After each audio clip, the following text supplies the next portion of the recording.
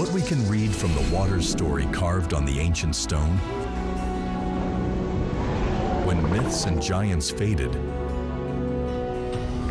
how did we define time? Do rivers divide us or connect us? Can we tame the waters without losing the wonder? As rivers flow through our cities, what futures do they carry?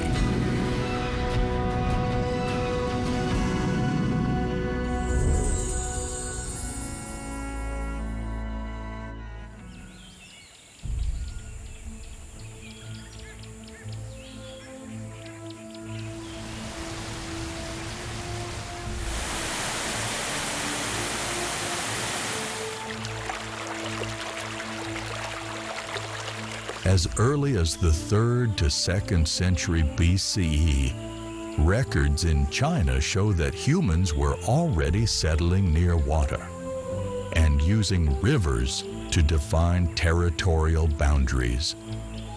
Where land emerges from waters, ancient Chinese lexicon area gives names by the measure of emergence. Habitable lands, Zhou, defined where water meets human dwelling. While ancient Egyptians channeled the Nile River's branches into territorial units called nomes, establishing temple-centric city-states. Rivers' distinct courses and abundant resources made them natural boundaries for territorial division by successive rulers. They also became sites where military campaigns and rebellions were staged throughout history. In the mid-13th century, the Yangtze and Nile faced parallel threats. Mongol armies advanced simultaneously toward China's Diaoyu fortress and Egypt's frontier. In 1259, on the Eastern Front, Mongol leader Mongke Khan led elite forces in fierce assaults on Diaoyu fortress along the Jialing River. Should this fortress fall, the Southern Song's strategic position would collapse into peril. Yet the tide turned abruptly here. Mongke Khan's sudden death beneath the fortress walls halted the Mongol offensive. The Eastern Front forces withdrew northward, while the Western Expeditionary Army retreated from Egyptian border, ultimately abandoning their campaign. This small mountain fortress, less than 400 meters high, looks normal at first. I really wonder what kept this uneven battle going for 36 years.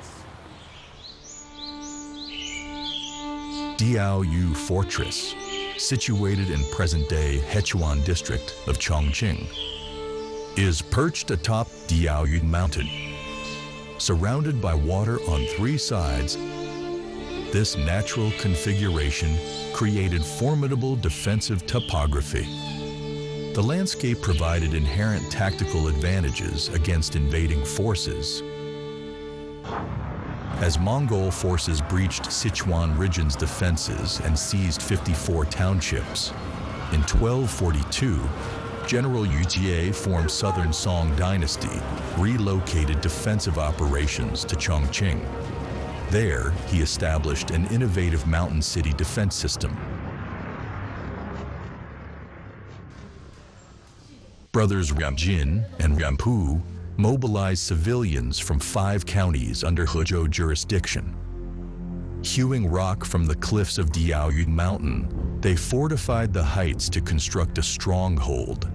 Within months, a mountain fortress rose like bronze walls at the convergence of 3 rivers, its northern, western, and southern flanks embraced by Yangtze tributaries, while the east stood defined by serried hills crisscrossed with ravines.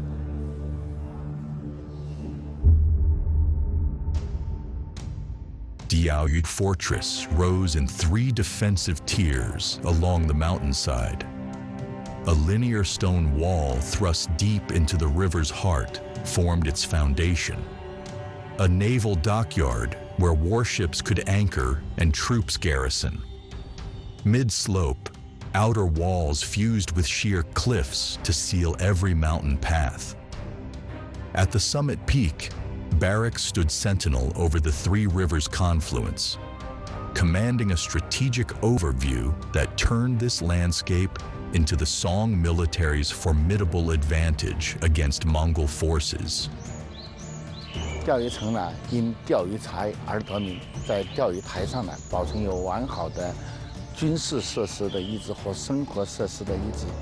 在宋蒙战争时期呢，后勤保障、粮食加工尤为重要。那么这里呢，也是我们宋蒙战争时期跟战结合、坚持抗战的最好的例证。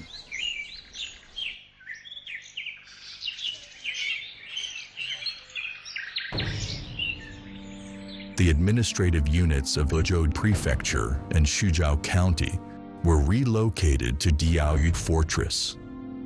There, troops were garrisoned, provisions stockpiled, and capable strategists recruited, thus commencing the fortress's 36-year defensive stand.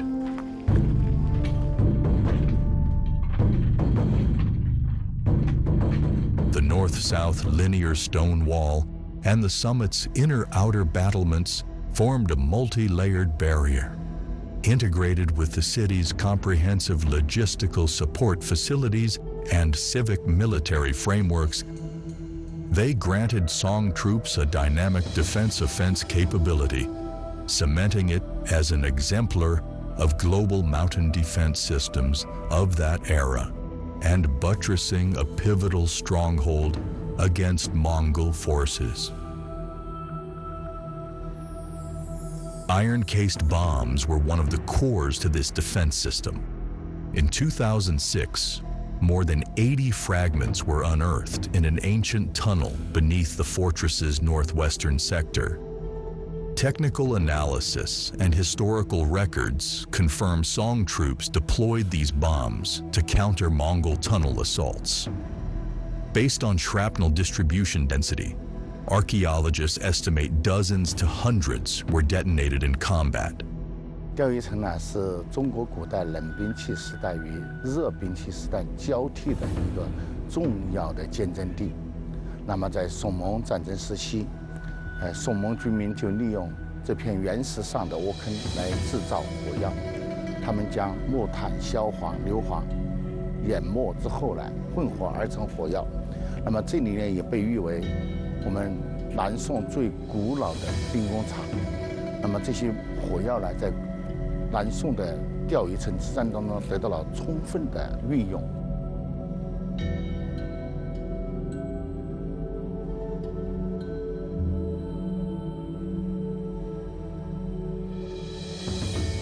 这是宋蒙战争时期南宋军民的重型武器抛石机。那么这个抛石机抛射的这个弹药呢，是一块垒石。这个垒石实际上是一块填满火药的垒石。那么通过杠杆的作用，就抛向城外，打击敌人。这也充分说明了当时火药已经在军事上得到了充分的运用。 In 1259, Monka Khan died suddenly beneath Diaoyut Fortress. Some historical accounts attribute his death to artillery blast winds, while archaeological evidence suggests iron bomb shock waves likely caused fatal trauma. Upon learning of Monka's death at Eju, his fourth brother Kublai immediately withdrew troops northward to contend for succession, instantly relieving the southern Song's crisis. Simultaneously, Wulagu, the sixth brother, then campaigning from Persia toward North Africa, also withdrew troops and planned to return northward to the steppes. Monka's death fractured the Mongol expansion, creating a pivotal turning point for the Southern Song and world history. This disruption reshaped political landscapes across Europe and the Middle East, irrevocably altering global development trajectories. The Battle of Diaoyu Fortress stop the Mongols from reaching Africa, which amazed me. In ancient Egypt, there was a pharaoh whose victories also influences the world map of his time. Thutmose III, the military strategist of Egypt's 18th dynasty, led the kingdom to the height of its imperial power. His conquests were immortalized in the Karnak Temple, a colossal stone epic spanning 2,000 years of expansion and covering an area equivalent to 140 football fields.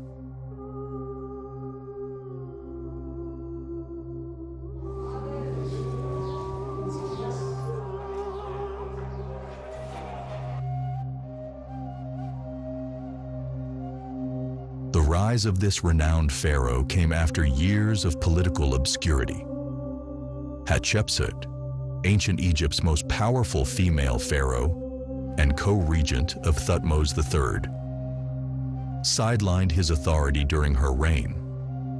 To assert her own power, she erected a 29-meter-tall obelisk at the Karnak Temple, an enduring symbol of her rule.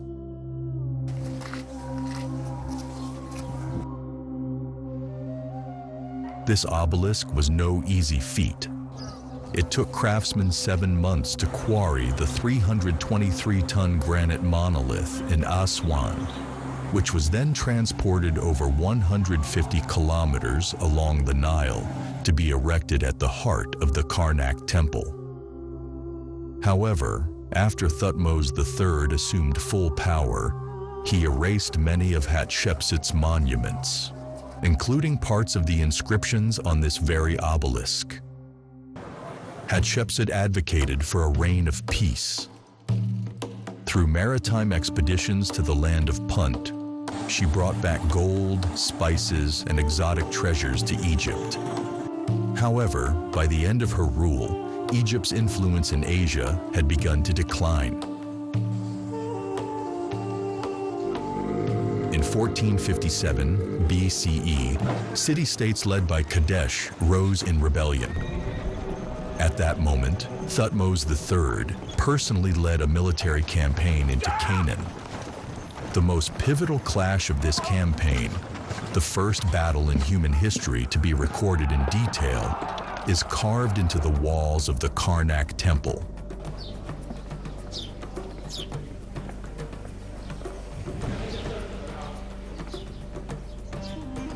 King Thutmose III, he did 17 campaigns outside of Egypt, but the famous one is the Battle of Megiddo. Yeah, in between the Egyptian army and also the Syrian armies, plus the other armies from the different towns surround that. Because also it was one of the greatest battle, and he was the winner by the help of God Ammon and God Ra too. Megiddo was a strategic fortress commanding the trade and military routes to Lebanon and the Euphrates. Perched atop a rugged hill, its Aruna Pass served as the narrow choke point between the highlands and the plains, tight and perilous to navigate. And also before Megiddo city, he did a campaign for his army to be as the first campaign. And during his campaign, he did a meeting, like a military council meeting, to have a big discussion about the war and also the plan of the war, how he attacks the city, because also the Syrians collect their armies and the soldiers inside the city and also outside of the city. So they decided we will take the Aruna mountain, and there is a very narrow way. This narrow way allowed for one soldier after soldier and horse after horse. This is very, very, very difficult and a very, very dangerous way for the Egyptian army. But the king, he chose this way to reach the Megiddo. It was a high-stakes gamble. If ambushed, Egypt's most elite forces would be utterly annihilated. The Egyptian army marched in secret and suddenly emerged onto the plains of Megiddo. At dawn, their well-trained forces launched a flanking assault, sending the panicked coalition troops fleeing back into the city.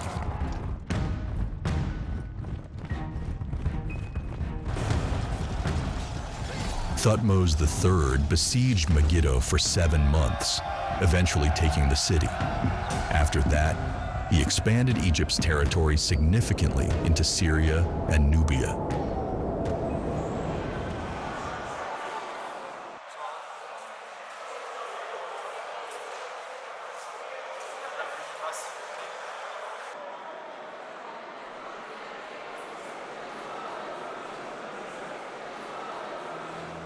Thutmose III didn't just conquer new land, he turned victory into something timeless.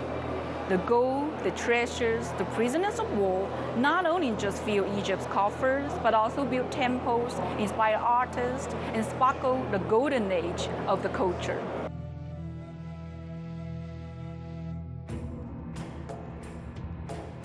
The great benefits of the battles of Thutmose III and his campaigns outside of Egypt, he collected a lot of things, good things, like golds and also many good things every year comes from the abroad of Egypt to construct many temples, like what we have here in the construction of Karnak temples. As I mentioned, Thutmose III, he did construction inside Karnak temples for 30% of the temples during his reign. Egypt became a richest country of all the ancient world in that time.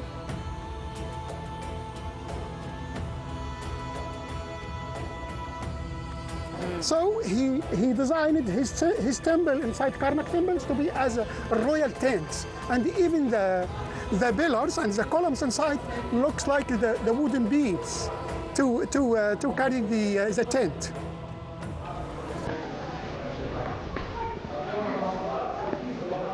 To ancient Egyptians, the Nile was more than a lifeline. It was a strategic masterpiece.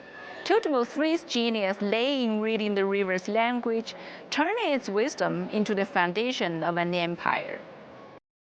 There is a big relationship in between the structure of Karnak temples and the river Nile water. This relationship is talking about when the river Nile water start to be shifted at the western side area, we can see the structure of Karnak temples extended to the western side area also. And when the river Nile start to be stopped to moving or shifted to western side area, we can see the structure of Karnak temples extended to the south area. For that reason, Karnak temples consists of 2 axes.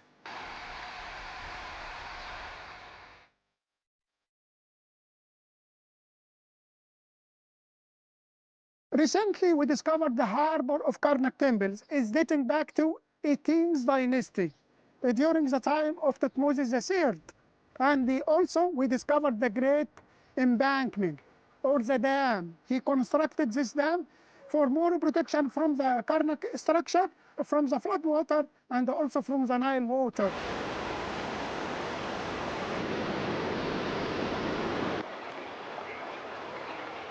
One stands by the Nile, the other by the Yangtze.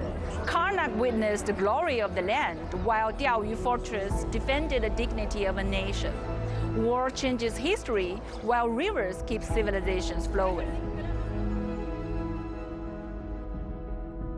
Today, humanity harnesses great rivers to achieve shared water resources, collaborative governance, and even regional economic integration.